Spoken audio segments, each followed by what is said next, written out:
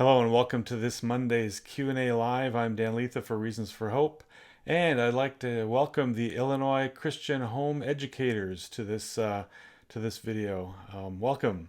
Today we're going to be dealing with biblical unicorn and Noah's Ark. All right, so let's get going.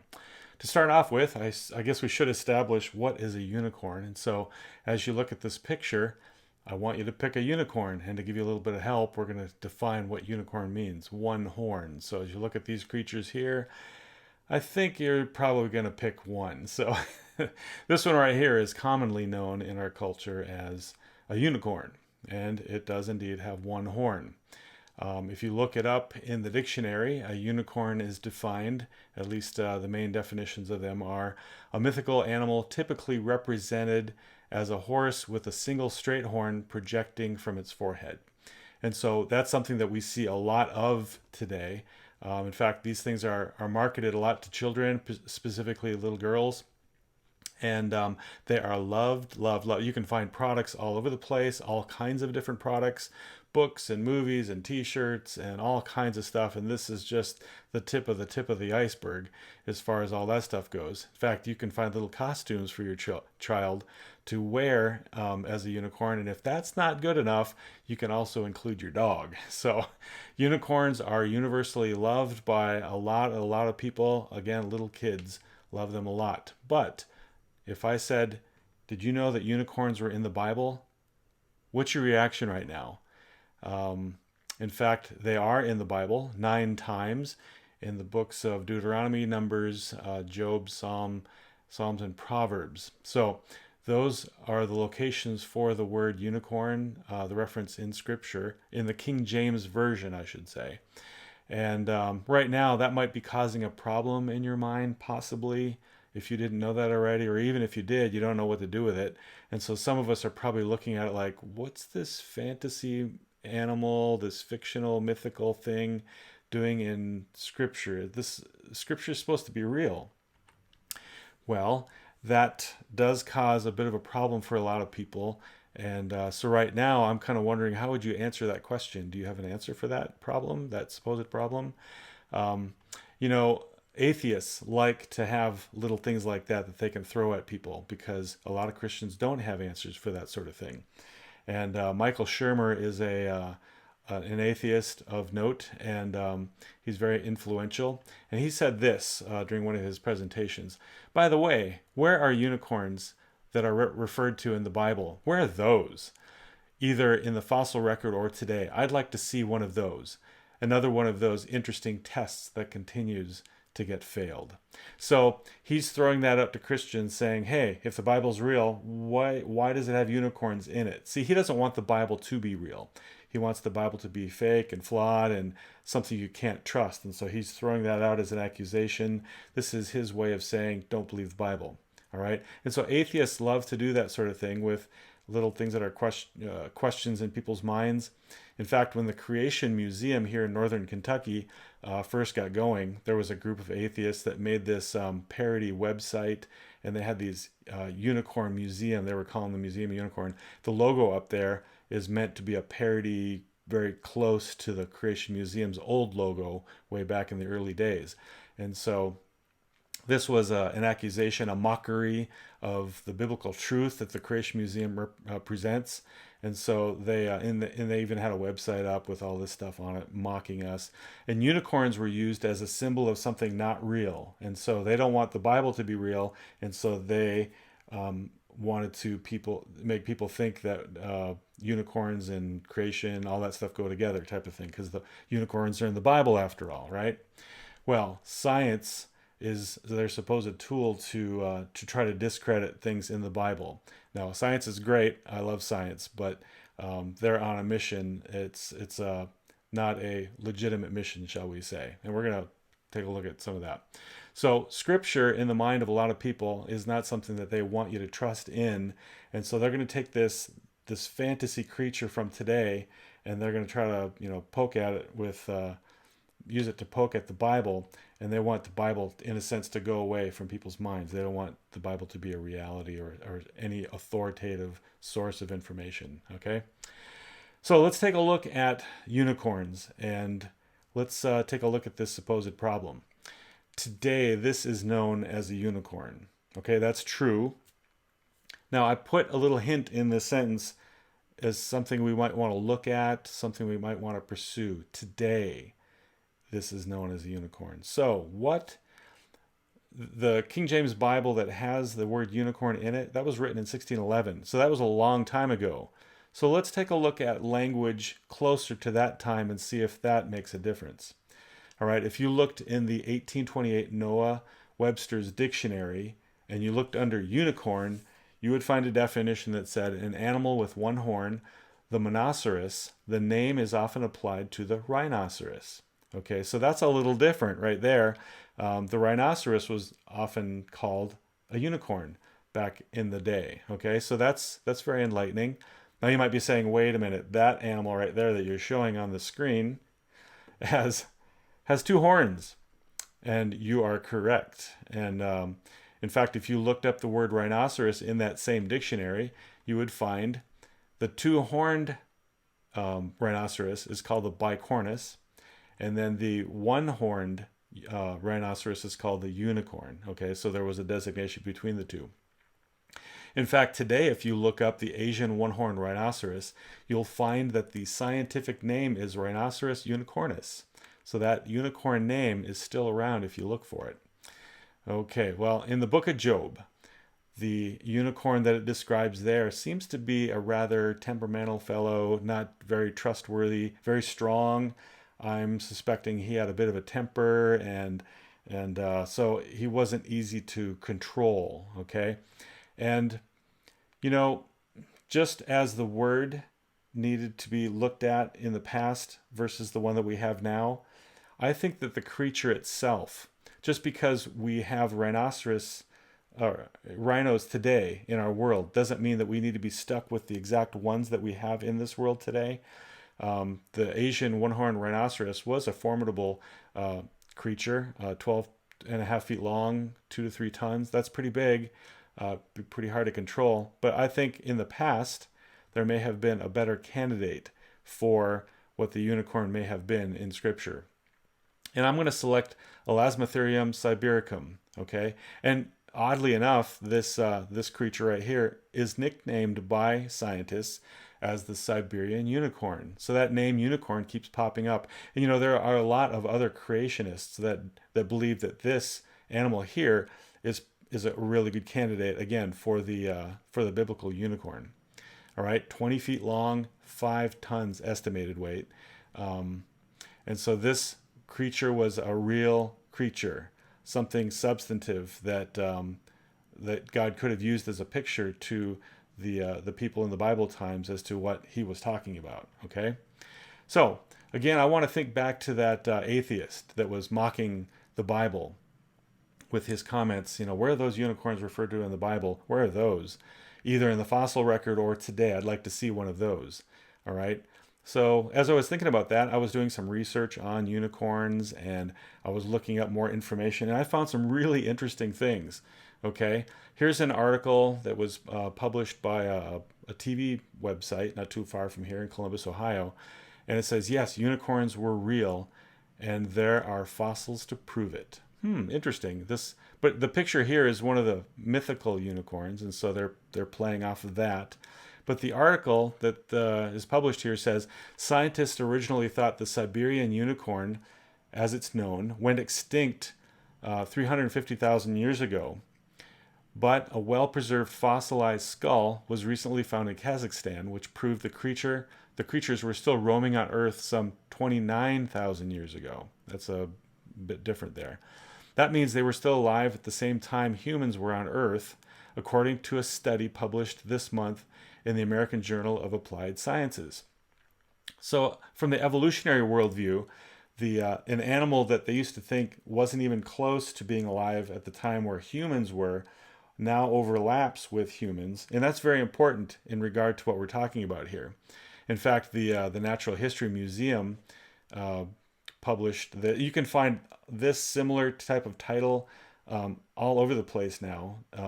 The Siberian unicorn lived at the same time as modern humans, so they're calling this a unicorn, and some are saying, you know, this may be the unicorn that, you know, is from fiction, and in the past there's more to it than just the fantasy that we think of today, and that's pretty exciting. So, and then if you look on their website, you scroll down a little bit, you can actually see a fossil of some of the remains of this unicorn, or this rhinoceros. Okay, so again, here we have a real fossil, a real creature, and I think that this is what we're talking about when we mention the biblical unicorn. All right, so the next time you hear about unicorns being in the Bible, or you come across it, say you have a King James Bible and you're looking at the word unicorn, you can think of this fellow. By my horn shalt thou exalt like the horn of an unicorn. Okay, very, very real creature.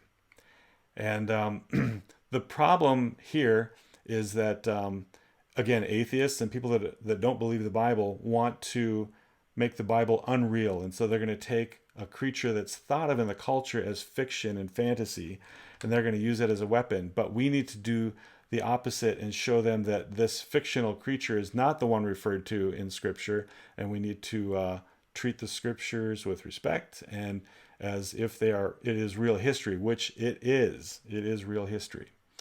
Okay? So as I was thinking about the unicorn, a lot of these different things about the unicorn, I was thinking, that's very, very similar to Noah's Ark in some ways. And you see this kind of ark image all over the place. In fact, kind of the same as the unicorn, you see them marketed to little kids. And you see this type of imagery with the Noah's Ark. And if you notice, these arks are all small. They're all very small. And there's all kinds of products that are made with Noah's Ark too. And as popular as that type of image is, another thing that's very, very popular as well, how did all those animals fit into the ark? So people have questions. They think of the ark as small. And then there's accusations too. There's no way those animals could fit onto Noah's Ark. And so a lot of people like to take these thoughts, and they either question the Bible or they throw it at the Bible like you can't be true. And I've been in creation ministry for over 20 years, and I've seen this so many times. And, sadly, it's not just outside the church, it's inside the church too. Our own people sitting next to us in the pews in church are sitting there with all these doubts and questions about the authenticity and the reliability of Scripture. And I think a lot of the time some of that's based on the images that we've been looking at instead of looking at Scripture itself, where it plainly tells us that the ark, Noah's Ark itself, was a very large vessel. It wasn't this small little thing crammed full of animals.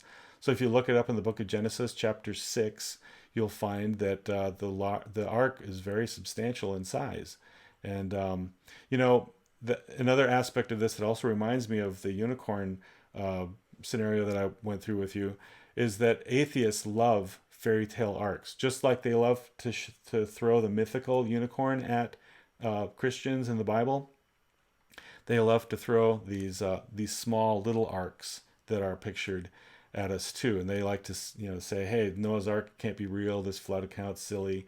In fact, there have been a few of these protests outside the Ark Encounter here in northern Kentucky. And what type of image do they use? Do they use a picture of the real ark? No, they like to take those little bathtub arks, and they like to use them as a way to mock the Bible. And a lot of us should really sit up and pay attention to that, because why are we using those same images in our Sunday schools and in our children's books? And we're teaching young ones that this is what it was, but the atheists like to take those same images and say, "See, the Bible's not true." We should say, I think there's something wrong with this picture. And a lot of the times, again, they'll use real pictures for the Titanic because they want that to be a real boat. But here in this instance, Noah's Ark is left to be real small. There's real numbers with it, but they like that tiny, tiny image when they're mocking the Bible, mocking Scripture. And so we're out there teaching kids that this is Noah's Ark when we should be teaching them this is no ark. That's not the ark. What the ark is? The ark is much more impressive, much more real, much more substantive. It's huge. This is Noah's Ark. If we had that as the default setting in our minds, a huge ark instead of these little tiny things, I think a lot more people would be asking a lot less questions about the size of the ark and the ability to fit all those animals on the ark. All right, so the reason why I wanted to deal with Noah's Ark and unicorns is they're very similar, but there's a bit of a difference there too. Um, a lot of people love unicorns. A lot of kids love unicorns. And so there's this fantasy thing out there that I think we could use as art an advantage. The atheists are trying to take advantage of it too. But what, whether you have unicorns in your house or not, your kids are going to see them. And you could use that as an opportunity to say, hey, there's an actual real unicorn in Scripture. Let me tell you about that. And you can help build a reality in their mind about what the real unicorn is to your children, and at the same time kind of heading off that accusation that they might hear down the road. And so they'll have this built-in answer. So when that accusation and that mockery comes, they're going to be ready for it. They'll know what that is. And so I think that's a way to use the mythical unicorns to point to the reality of Scripture. Those two unicorns are not the same, okay? And so we can point to the real one. In the instance with Noah's Ark, it's a bit different because those two arks are supposed to represent the same thing, although they're vastly different in their imagery. One is very, very tiny. One is huge. Okay, and so I think a lot of people, very well intentioned, are saying, hey, I can use this little one to point to the big ark. But the problem is that people don't have a lot of ark images in their minds. They see the real numbers, but they don't imagine the real ark. When you go into a bookstore, you only see the tiny ones, and so they're even in our churches, and so that doesn't work because the picture in our minds, the default image that we reference when we think of Noah's Ark is those little tiny things. And so I think the strategy there is that we need to take the real ark, the real big ark, and promote that and have that be something that we fight for, and we fight against the false images of that small little ark that are causing so many problems. And so we need to, again, take the Scripture, promote that large vessel that was very, very real. Okay, and I want to tell you a little story. I still get a lot of kickback from people when I say do away with those small arcs and promote the large one.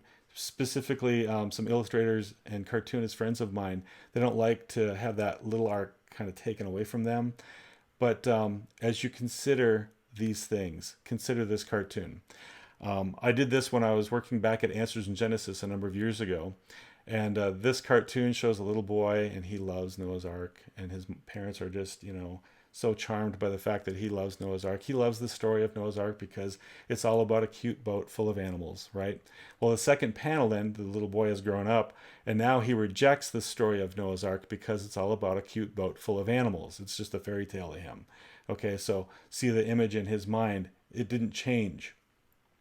And this cartoon was posted to the internet, to Facebook, and a gentleman wrote in and he said, when I first saw this argument, I thought to myself, how completely silly. And I get that a lot from my cartoons that are talking about don't show the ark as small, we need to show it huge. And then he continued, the other day I'm outside with my grandsons, and my 7-year-old grandson and I started talking about Noah's Ark.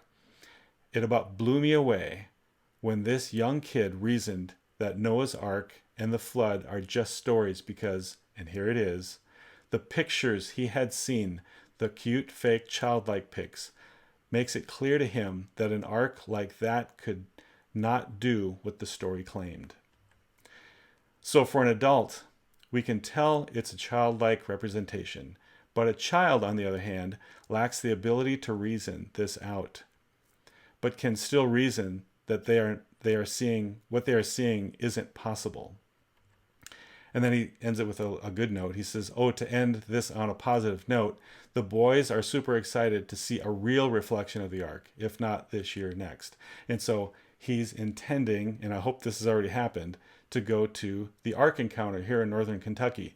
And so lots of people are able now to see a life-size representation of what Noah's Ark is. And so in a sense, those default images, those little tiny images in people's minds, are being blown out of the water and replaced, ingrained in their mind now with this massive, huge, biblically sized ark that I would challenge you to go to as well.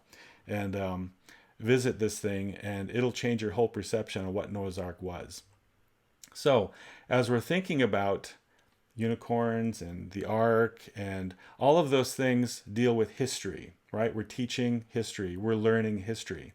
And in the minds of those people, those children and others that we're teaching, they're going to base their choice on which history is real. They're going to go out into the secular world, and they're going to be taught a world history there.